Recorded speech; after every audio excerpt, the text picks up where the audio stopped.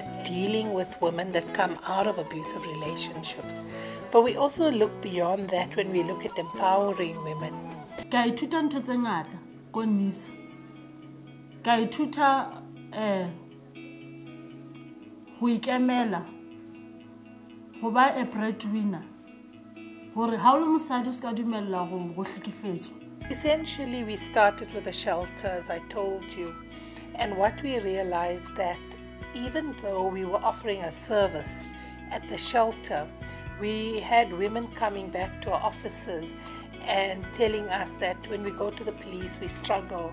And if there were 20 or 30 or 40 women saying the same thing, we realized that we needed to have another approach in order to deal with the problem. So if we were going to the police or going to some higher body, we needed to be able to advocate on behalf of those women. And that meant that you needed to start looking at things like advocacy. You can't just run a shelter and ignore the problems women come up with if they were repeatedly happening and no one's doing anything about it on a wider scope. The counseling started with the shelter, and then that got widened to kind of include women and children from the broader community as well. And then we do a whole range of training, kind of from the grassroots up to, the stakeholders, as it were. So we would work with communities at grassroots level, offering counseling, introduction to counseling, basic counseling skills. We run an advanced counseling program.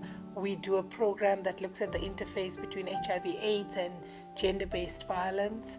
We also look at working with stakeholders such as the police. We've done some work with judges.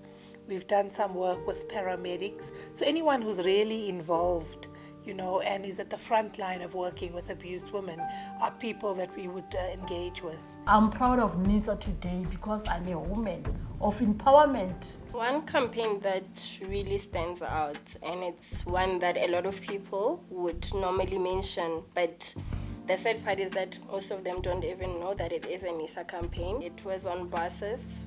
It had a message that said you're only half a man if you rape a woman. And this campaign really created a lot of debate. We had a lot of good and negative responses to the campaign. And I think for NISAA, that was something that was really important to get people talking. And work in the SADC region. We've worked in Zimbabwe, we've worked in Swaziland with other gender-based organizations quite successfully.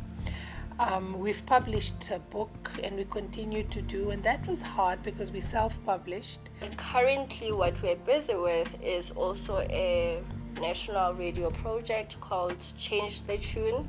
This is very recent. It's an exciting and dynamic program that has just started. The name of the play that NISAA was involved with Mehlomaya, was Flipping the Script. When I see a young, beautiful woman, entirely draped in a hijab, trailing behind this old man, big, bearded, not so good looking, can't help but think, this is no marriage of love. Is she a prisoner? Is she being beaten? Is she hiding bruises? Can she be free in this faith? Why do I feel so sorry for her? We are making a difference, because if you've saved one woman's life, then it's worth existing. The respect and the treatment I got from NISAA actually made me see that I'm still admired and I'm still a person. I am a good South African woman. So, and I don't have to blame myself for whatever I went through.